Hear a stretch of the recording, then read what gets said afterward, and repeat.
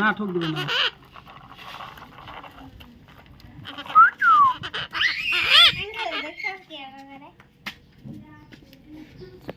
মিঠু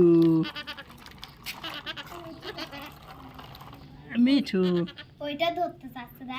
হ্যাঁ দেখো তো আমাকে কিছু বলতেছে না, কিন্তু তোমরা হাত দিলে তোমরা ওকে জ্বালাচ্ছ যে।